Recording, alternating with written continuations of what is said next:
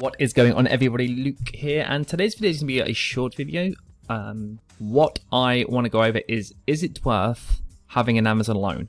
Now, I had an Amazon loan for about 4 years on and off. Refinanced it many times, had different amounts and all that kind of thing, left it to lapse and then being offered more, so many different sort of options and scenarios. But what I'm going to talk about is, what happens when you actually get it, and then what does it look like, what's the interest, and then actually my views over having multiple, what I feel that I will do with the loans moving forward.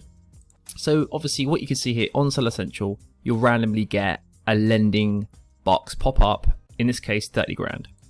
And yes, there are some people that have about 150,000 or stupid amounts almost offered to them.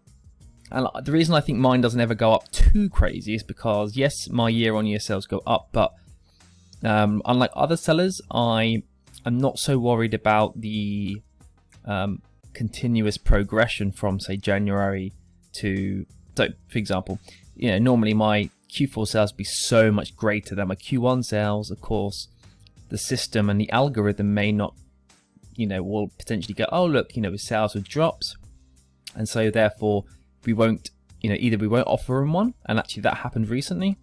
Not that my sales were terrible or anything, but I'm not, because there was loads of changes this year with restock limits and all that kind of stuff. Like, I kind of was like, right, let's, reposition the business, let's get everything ready for Q4.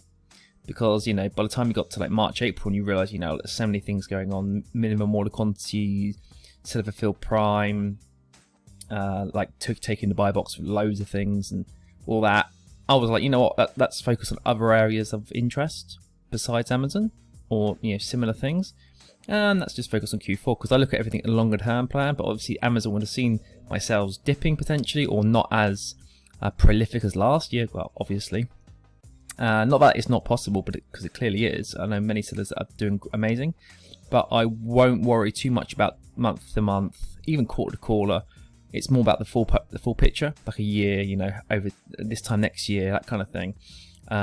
Building like processes and systems in place with my virtual assistants, so even if my profit isn't going up, I'm doing half the work. So in my eyes, yes, I'm getting in theory double the profit because I'm doing half the work, and getting the same profit. So in this instance, you can see 30 grand. When you click it, obviously be apply now, it will pop up with a box like this, and it will basically show you what's going to happen. And I'll just move my little head so you can see all the details. So this is the maximum I can borrow, and it gives you, for me, options here. Do I want to do 3 months, 9 months, 6 months? Now, because it's Q4, potentially I might want to do this for 3 months, and that actually might be something, if I click that.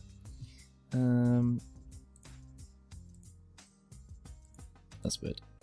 There are currently no offers that match your selection. Okay, maybe it's because I've left this logged out for a while.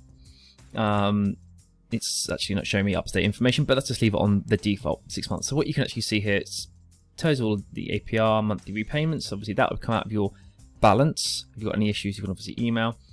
And actually my interest for 6 months for that sum is £969. Now if I needed that cash, for whatever reason, I'd be like, will I make more than £969 with 30 grand over X period of time, over 6 months? But obviously you have to pay back that much per month, so by the time you get near the end, you obviously haven't got a lot of money left to play with of that to obviously use in that month. So in my view, I'm not interested in the Amazon loan. I'm only interested in the Amazon loan if it's Q4, because in Q4 you can almost never have enough money, and my interest cost is actually pretty low, 30 grand.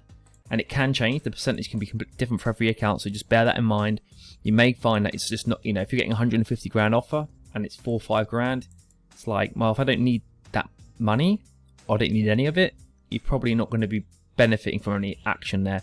But in this case, even if I double that, even if I don't use that full 30 grand for whatever reason, I'm pretty sure, well, I'm nearly 100% sure, obviously without predicting the future, that I will cover this period. Cover this interest amount. And so that is how I'm going to play it, only because you're paying for this loan. Yeah. Now I have a Capital on tap and an Amex Gold card and another Amex card, and I'm getting rewards for using their money. So I'm using their money, I'm getting rewarded. But in this scenario, I'm paying to use their money. So why would I be paying for the money to use when I can just go and use, like, I think on Capital on Tap now, I can probably use 300 grand over, even I think I can use like 600 grand over Q4 because you can pay it off weekly, 50 grand balance, pay it off weekly, that's 4 times, that's 200,000 a year, a month, over 3 months, that's 600 grand, plus my Amex Gold, you know, I can get plenty of cash back, plenty of points, just focusing on through that. But it is nice to have something like this potentially, if your cash flow is slightly delayed, maybe from that 2-week Amazon disbursement buffer, that you're able to then keep using those cards. Because obviously at some point you're going to have to pay that off in the short term to then start using the money again. And if there's a cash flow issue, that could be the filler. So you can in theory say, oh, I'm going to use it cost me £969 to have that cash flow available, so that I can then pay off the cards, which is going to generate me, if I use those cards, more cash back in terms of like airtime, well, not airtime rewards, like cash in like credits for the account, or cashback, 1% cashback or something like Amex points. So you've got to balance the books almost in your head as that transaction compute. But also I just feel that long term, when your cash flow is far greater after you've built up your Amazon business over years, that paying for it is probably not the way to go. You're paying for this money when there's so much more opportunity everywhere else to get paid to use their money. Of course, yeah, there is always going to be that cash flow issue in between. So if I was ever going to use this as well as the card, it would be Q4. Because Q4, you want to get in stock really early, but you're not yet selling that stock. So you want to have plenty of abundant cash flow in October. But then you're not going to be selling. A high percentage of that will probably be trickling through in November and December for sale, but you need that decent bulk reserve of stock at Amazon to prepare for that. If you start selling 100 or 200 units a day, and you've only got 400, how many? That's 2 days of supply, and then how are you meant to, like today? If I was like, right, I need to order some more, what if the wholesaler takes 10 days, 5 days, and then to get into Amazon it's another 3 days. So I need 8 days of supply minimum. You see, so I need to have decent stock levels in advance of that, and that's because I've been doing it long enough. I understand the demand a lot better than others. Maybe not. I just feel like I really understand the demand over Q4, but I need to bolster my stock limits. I need to go from 10 to 10 grand, let's say, so 10,000 units per month, on average, to 40,000. Even a lot of that's going to be sitting there. Yes, I'm going to sell stuff in October and November, but the bulk of it will come mid-November, probably to the end of December, or end-ish December, obviously Christmas period.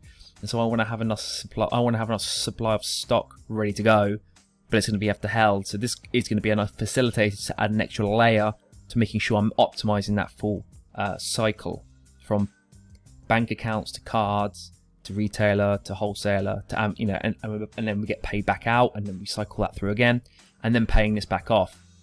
And so I feel like I'm going to take this, and I could leave it, and sometimes the value goes up if you leave this, but because it is Q4, if it was any other time of the year, I'd probably leave it, because I just don't need the money.